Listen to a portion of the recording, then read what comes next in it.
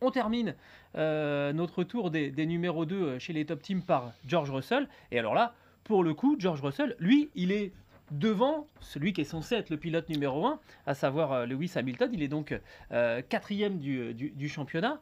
Devant Lewis Hamilton, je disais, pas de victoire pour George Russell. Non. C'est pour l'instant la seule chose qui manque au palmarès du Britannique. 7 podiums quand même, un seul abandon.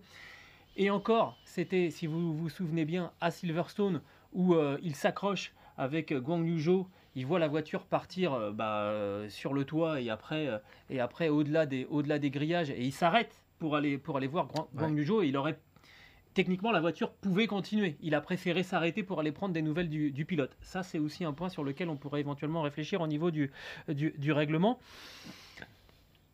C'est une saison qui peut être totalement réussie pour George Russell. Stéphane, une statistique, Lewis Hamilton, en 16 saisons de Formule 1, a été battu 2 fois par son coéquipier au championnat. C'était alors assez récemment, en 2016, chez Mercedes, lorsque Nico Rosberg avait été champion du monde. Et puis, un peu plus loin, en 2011, battu par Jenson Button, qui avait terminé deuxième du championnat. Voilà. Sinon, tous les autres ont subi la loi. Si lui arrive à faire mieux que Hamilton, déjà il rentre dans un club de champions du monde. Déjà Rosberg, Button, ils ont été champions du monde. Alors, tu as parlé de numéro 2, en fait c'est un numéro 1 bis, on est bien d'accord là-dessus. Alors que Perez et Sainz, dans les faits, il fait une pole position. Comment tu veux être numéro 1 face à un septuple champion du monde? Non, mais ce que je veux dire, c'est qu'il a le même statut, il est à égalité. Il n'est pas en position inférieure, on ne lui demande pas de faire le job pour Hamilton, on ne lui demande pas d'être au service d'Hamilton, mais pour l'instant, il est devant au championnat, 15 points devant, il a été jusqu'à 37 points. Devant, après le Grand Prix à Bakou, il était encore 35 longueurs devant Hamilton après Monza. Au fur et à mesure qu'on avance, on voit quand même que Hamilton est en train de reprendre du poil de la bête. Tout à fait. Et le duel en qualif, par contre, il est assez nettement en faveur d'Hamilton, 12-8, et dont 6 fois de suite avant Mexico, donc c'était quand même assez net. Et chez Mercedes, on en vient toujours à la même chose. Hamilton a quand même fait ce travail de fond pour trouver où étaient les soucis. C'est un petit peu sacrifié. Et depuis cet été, ça va un petit peu mieux. Et là, il reprend quand même le dessus. Il reprend régulièrement des points à Russell. Son objectif, certainement, c'est de terminer devant Russell s'il ne gagne pas. Mais chez Mercedes, la victoire est prioritaire. Toto Wolff l'a dit, par rapport à la deuxième place au championnat constructeur. Alors, ce qu'on va peut-être voir, c'est une issue peut-être un petit peu bizarre de ce duel, je dirais, pour la 4e place au championnat, parce que Mercedes va peut-être tenter des réglages un petit peu différents pour les deux voitures, parce qu'ils n'ont pas su mettre... ils ont mis tous les œufs dans le même panier à Mexico, et ça, c'était une grave erreur. Donc, ils vont peut-être essayer de diversifier les stratégies. Il y aura peut-être un gagnant, un perdant. Ça se jouera peut-être sur un coup de dé. 15 points, je pense que Hamilton peut les combler et retrouver cette position de leader qui est quand même la sienne.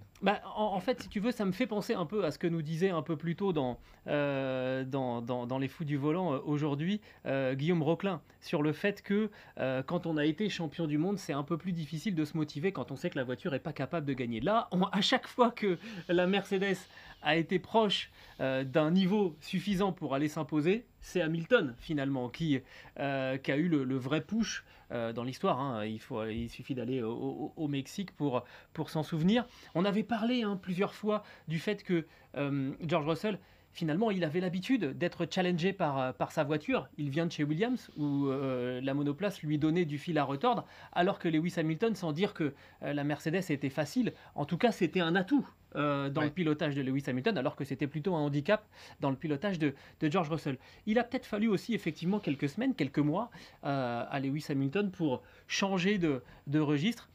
Est-ce qu'il va finir par reprendre l'avantage? Il y a aussi un autre point, très très rapidement, Stéphane, qu'on peut évoquer, c'est le fait que, vu qu'il n'y a pas de titre en jeu, il n'y a pas eu vraiment de relation de force, de rapport de force entre les deux hommes. Pour l'instant, on a essayé de travailler de concert pour faire avancer cette auto qui était mal née.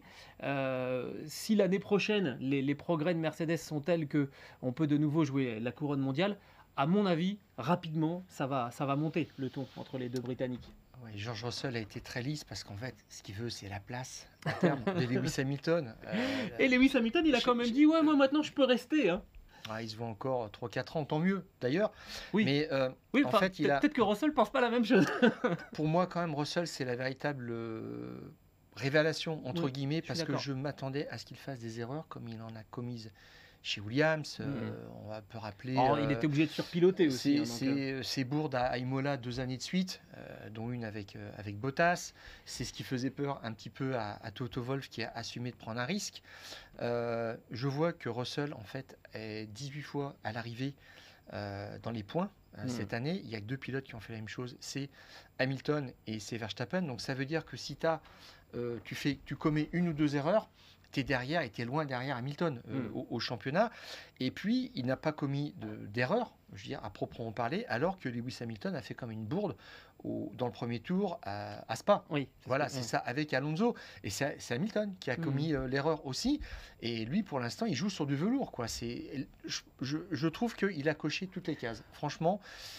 Et j'en viens même à me dire que si Russell avait été chez Mercedes l'année dernière, Hamilton serait 8 fois champion du monde aujourd'hui, parce que il aurait pu s'intercaler. Ouais, il aurait pu s'intercaler, mais Prendre des plus points. que ça, voilà, c'est ça, c'est qu'il aurait été beaucoup plus dans le match entre Hamilton et Verstappen. Il aurait pu un peu plus gêner Verstappen.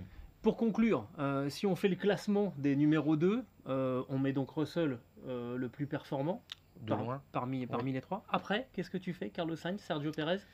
Carlos Sainz quand même, parce qu'il a encore le bénéfice du doute, je dirais, alors que Checo Pérez est presque en fin de carrière. Il a 2 ans de contrat, on ne sait pas ce que ça va devenir après, mais on sent que ça tient un fil et que Pérez, il est quand même hors sujet par rapport à une voiture gagnante, alors que la Ferrari, je trouve, n'est pas facile, qu'elle est erratique et que ça donne quand même encore une excuse à Sainz. Bon, moi j'ai un classement un petit peu différent. Évidemment, je mets Russell devant. Je mets quand même Perez en deuxième position parce que je pense qu'on sous-estime la difficulté d'être chez Red Bull face à un Max Verstappen qui est un extraterrestre. Et je pense qu'on va continuer de le découvrir dans les saisons, pour pas dire les décennies qui viennent.